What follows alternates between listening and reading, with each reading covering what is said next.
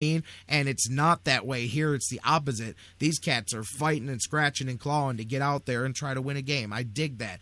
Hey, talking about the Colts now, flip it over to the other side of the ball. You talk about that defense a bit and what Brian Hoyer, what this running attack is going to be against. Highlight the scouting report defensively for the Colts. Well, our good friend Jansen has turned out to be very good for them. He's their leading. I'm sorry, what's that? Oh, I said, of course. Go ahead. No, I'm with you. Yeah, DQ 52, man. Yeah, it's for the Colts. He's their leading tackler with 101, and after him is Jarrell Freeman with 71. So he has 30 more tackles than anybody else on that defense. They haven't been stacking people too much. They've got Eric Walden has 5, but Jaquel is in second place with 4, tied with Bjorn Werner, who is a good young defensive end. But again, their defensive backfield, like I said, hasn't really been making a whole lot of big plays. And again, with Mike Adams and Vontae Davis banged up, I think that's going to open things up, not just for Hoyer, but for some of the guys like maybe even Taylor Gabriel or some the wideouts for the Browns to maybe spread things out and make some plays, because again, you don't have the Colts haven't necessarily been much of a real ball hawking defense. They've been pretty good, but they've been able to get gashed. Like I said, the Steelers with 51 points on them, including 6 touchdowns by Roethlisberger. So yeah. I would settle for 3 or 4, and that would really be a great thing if the Browns could do that against Indianapolis. Absolutely. You mentioned Gabriel. Hey, I took a flyer on him in one of my leagues this week, too. I got a feeling that he's going to be the one to make up, to step up in the extended reps here with Miles Austin going down. I think he'll get back to the production he was getting before. Special teams, too. The only thing we didn't talk about here with the Colts, Josh Cribbs, the focus point, averaging 30 yards a return in his limited amount of time back with the Colts there, but still it shows that he could be off on the streets that long, jump right back out on the field. I'm not trying to bash a dead horse with the Browns, but it just boggles my mind that it'd be one thing if we were going, oh yeah, see, Josh Cribbs has to work his way back into shape still, but he hit the ground running in a direct area of need for the Browns. I continue to scratch my head, and I would love after the season to hear the Browns' explanation for why they didn't even bring him in for a tryout, or even just call him and say, hey, it's not going to work out. I wonder if there's not some, I don't know if I want to use the word politics, but if there's not some, whether it's an issue. I think there has to be an issue that's not spoken about, whether it's a personal reason why somebody doesn't want him here, a belief, the age, I don't know.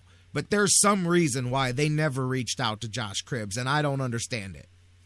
That's right, because there could be a real feel-good story there if he came back and helped the Browns, return game, which hasn't really been able to do too much. Like you said, he's done pretty well so far, but he didn't practice yesterday because of his knee. I don't know if he's just sort of resting it or something. I'm sure he'll be pretty much ready to go, but he's not really 100%. I mean, you talk about someone like Cribbs who's been doing this for such a long time, and he's kind of banged up. And, of course, the entire kick return scenario isn't working very much due to the ball being pushed up.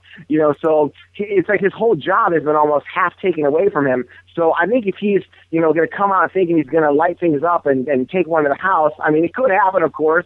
I don't want to say it's not going to happen, because then it will happen. But I think that, Cribbs is another person who, like T-Rich, might be kind of building this game up a little too much in his own head, when he probably just needs to go out there and just make sure no one's going to tackle him from moment to moment. Yeah, Mike Pettines was funny yesterday, too. He said, we expect the dog pound to react appropriately if one of those do happen to get into the end zone, but our goal is that no horseshoes reach the end zone. Well, I'll tell you, good luck with that. I will say this. If the Browns defense does to the Colts what they did for the most part to the Bills, somebody deserves an award and a medal, and they really should start building a statue, because good luck there. That's going to be a true challenge to that defense this late in the season, and we're just going to have to see how it plays out. How do you see it playing out, Jeff Gorman? Well, I'd love to be an optimist about this, but I think that really a lot of things would have to go right for the Browns in order to beat the Colts. Luck, of course, is one of the best. He's got so many weapons. It's just hard to shut everybody down. And like I said, if it was going to snow a lot, I think the Browns would have a much better chance. But I think that Luck's going to have the full complement of his weapons. I think Hoyer's going to do all right. But again, we can't set him up where he has to match Luck. We really need to get the ball moving on the ground to limit Luck's opportunities.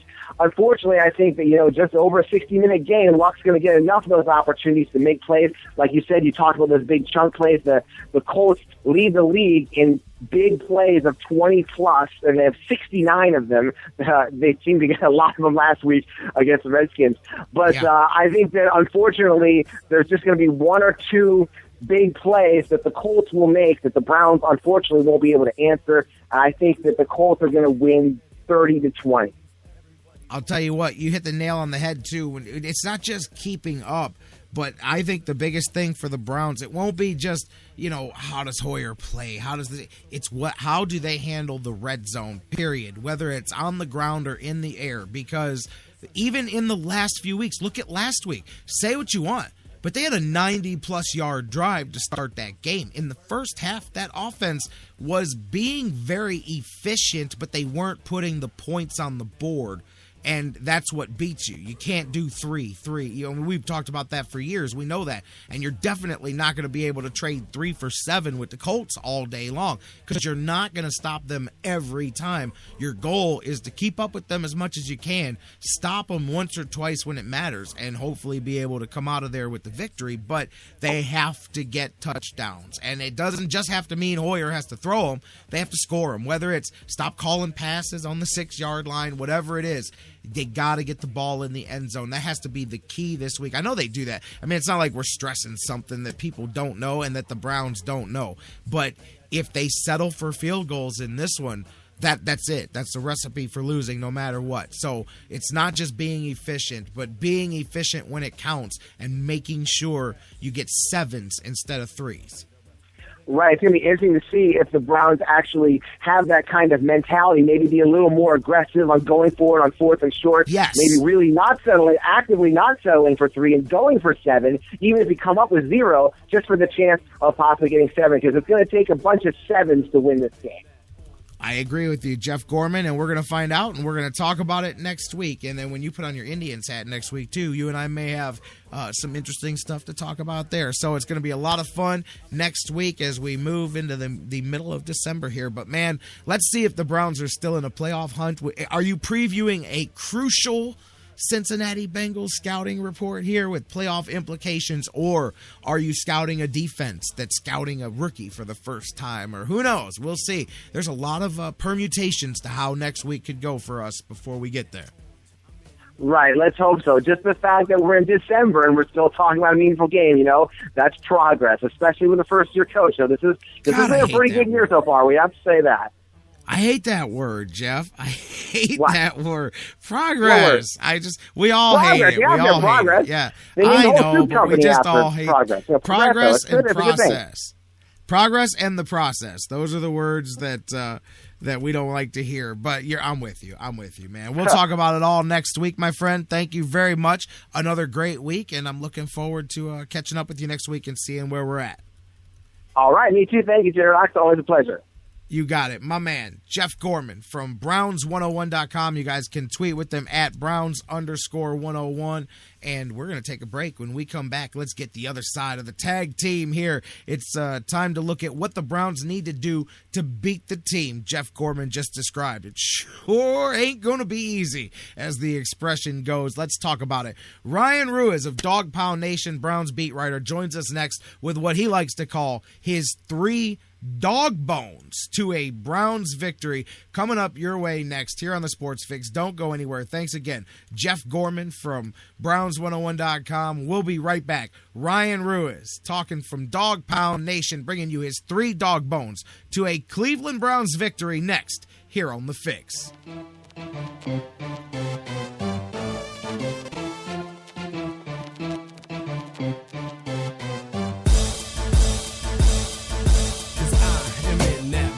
I'm in that Cleveland.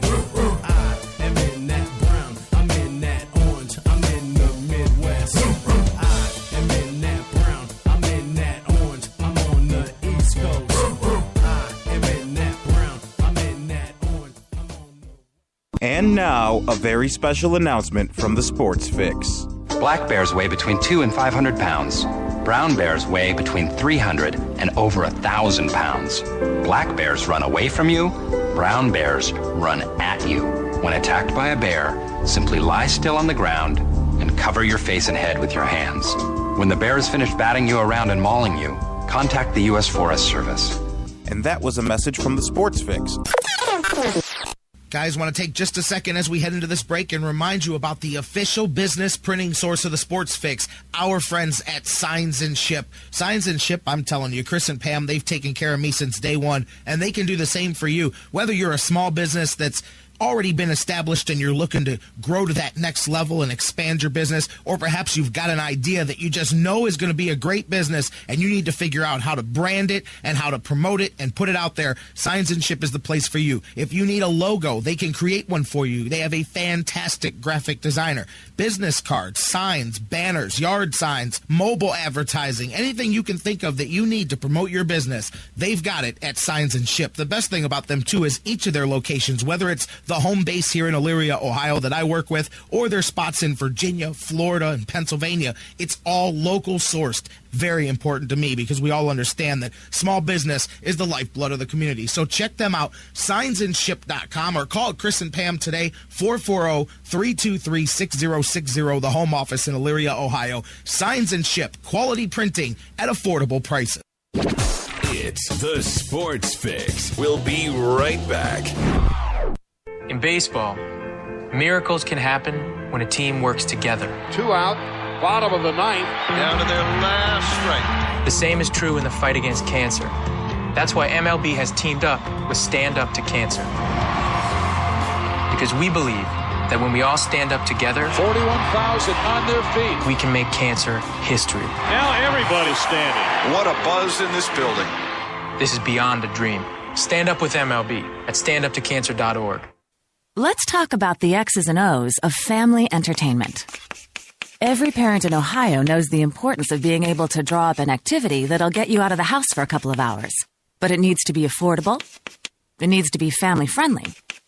Above all, it needs to be fun. Now, let's talk about high school sports. Bang for your buck, school sports provide the perfect game plan for your family. You'll enjoy all of the drama and excitement competitive sports offer. You'll be supporting the future leaders of our community in a meaningful way. Best of all, you can take the entire family without breaking the bank. Heck, you won't even dent it. Now, enough chalk talk. Let's get out there and see what's playing at the high school in your community. School sports. Good for our kids, good for our community. This message presented by the Ohio High School Athletic Association and the Ohio Interscholastic Athletic Administrators Association. Hi, this is Dean Chenoweth, head coach of Cleveland's Lake Erie Monsters, and you're listening to the Sports Fix.